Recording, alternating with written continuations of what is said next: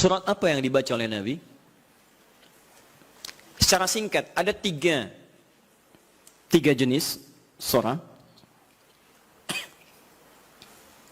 yang umumnya dibacakan oleh Nabi SAW dalam kesempatan salat malamnya. Tiga jenis surat. Bismillahirrahmanirrahim. Assalamualaikum warahmatullahi wabarakatuh. Apa kabar teman-teman semua? Berjumpa kembali di channel Sepertiga Malam Studio. Semoga kita semua selalu dalam keadaan sehat serta selalu dalam lindungan Allah Subhanahu wa taala. Amin ya rabbal alamin. Pada kesempatan ini, mari kita bersama-sama memahami makna, keutamaan, dan tata cara pelaksanaan sholat tahajud agar dapat menekankan diri kepada Sang Pencipta dalam keheningan malam yang berkenan.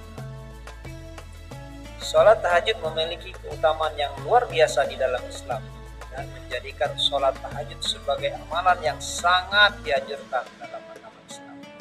Nah, dalam pelaksanaan sholat tahajud, Nabi Muhammad SAW mengajarkan beberapa jenis surah untuk dibaca. Apa saja surah itu? 1. Membaca surah-surah yang ringan. 2.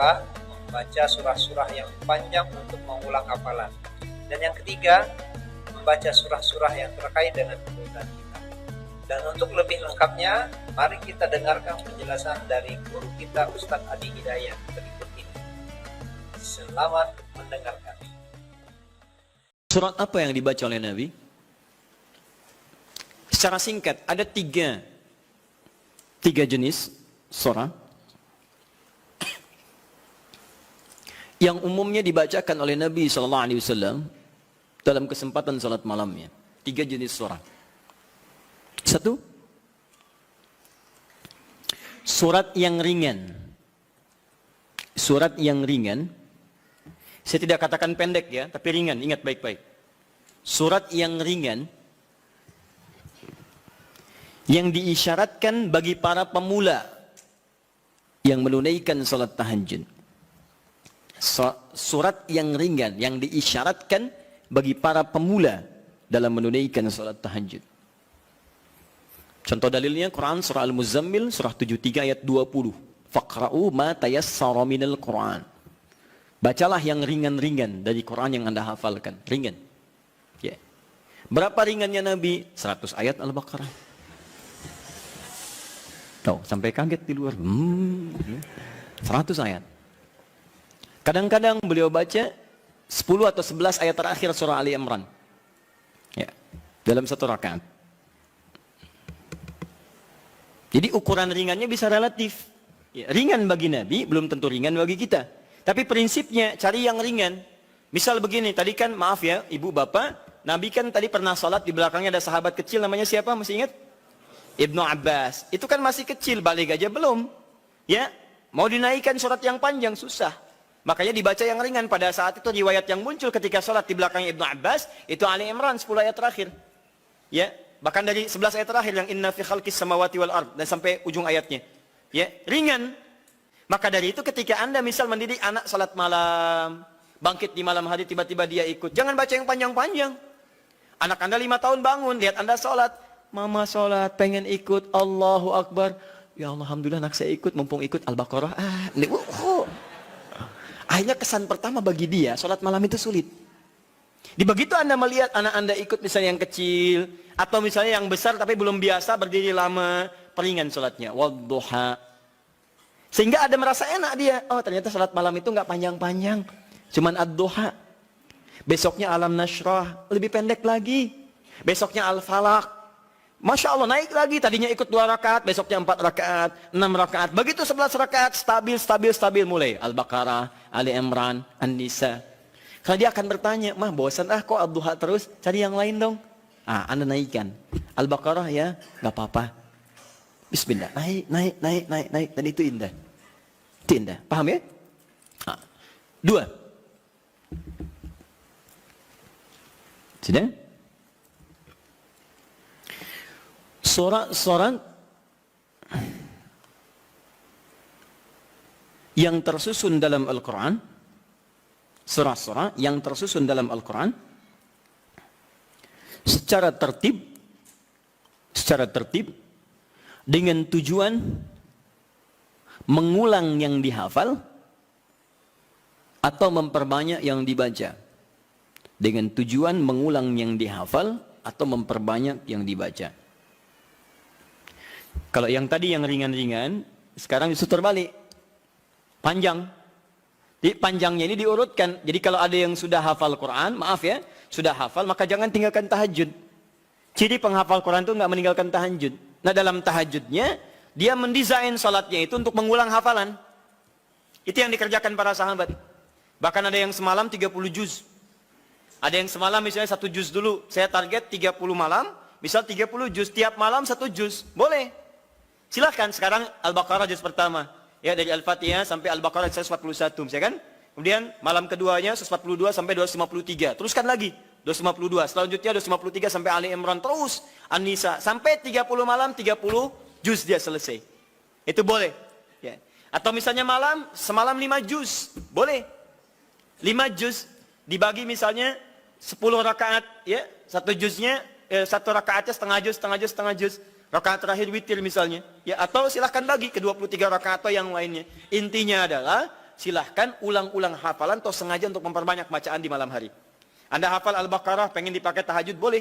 Ya, Al-Baqarah 286 ayat bagi 11 misalnya rakaat, silahkan sah untuk memperbanyak dan mengulang bacaan. Paham? 3. Ini jenis yang terakhir. Dan ini yang sangat jarang dilakukan. Padahal Nabi itu banyak disebutkan dalam riwayat sering mencontohkan ini. Memilih surah-surah yang sesuai dengan keperluan Anda. Kebutuhan Anda. Memilih surah-surah yang sesuai dengan kebutuhan Anda. Keperluan Anda. Tadi saya katakan di awal, semua surah Al-Quran itu adalah didesain sebagai pedoman hidup kita. Jadi semua masalah kita solusinya ada di situ. Saya pernah bacakan di awal jumpa kita banyak ayat di Quran tentang hidup kita. Nah, kenapa Anda saat malam tidak bermohon kepada Allah lewat sholat Anda? Maaf teman-teman, Bapak Ibu sekalian, dengan membaca surah yang terkait dengan kebutuhan Anda. Misal, Anda yang sedang mencari nafkah, kenapa tidak baca ayat-ayat tentang nafkah di Quran? Minta dimudahkan, kan ada. Di Al-Baqarah 168, Al-Baqarah 172, Al-A'raf ayat ke-96 misalnya. Tentang rezeki di Quran surah 51 ayat ke-22 misalnya. Ada semua. Anda yang sedang kesulitan misalnya di rumah dan sebagainya, kenapa nggak baca ayat-ayat tentang kemudahan? Ya, mudah urusan rumah. Misalnya Quran surah ke-4 ayat 34, 35 gitu kan. Kalau ada persoalan minta kepada Allah solusinya. Kemudian ada di Quran surah ke-65 ayat 2 sampai 3 tentang masalah-masalah yang umum. Anda yang di birokrasi sekarang banyak orang, saya tuh bingung ya. Kalau masa-masa pemilihan tuh banyak mengerjakan hal yang tidak perlu. Padahal kata Quran itu, di Quran surah 3 ayat 27 kan jelas. Dari 26 sebetulnya, sampai 27-nya. Jelas. Qulillahumma malikal mulki tu'til mulka man tasha' wa tanzi'ul mulka mimman tasha'. Katakan kekuasaan itu hanya milik Allah. Allah berikan pada siapa yang kehendaki. Jadi kalau ada orang baik diberikan supaya kebaikannya menyebar pada rakyatnya.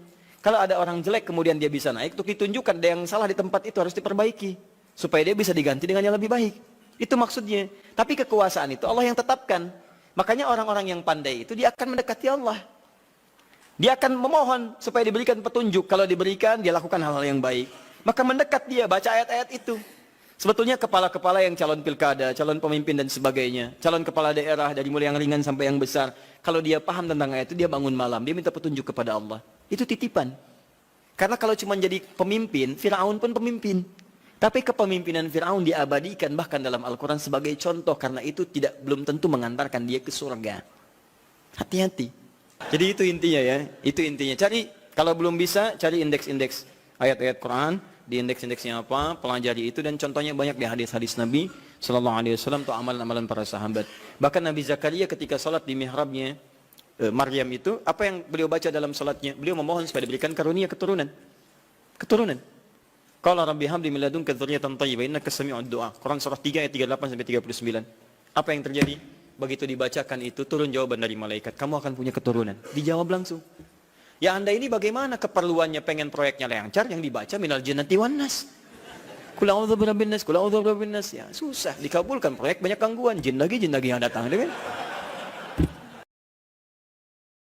Demikianlah teman-teman penjelasan dari guru kita Ustadz Adi Hidayat.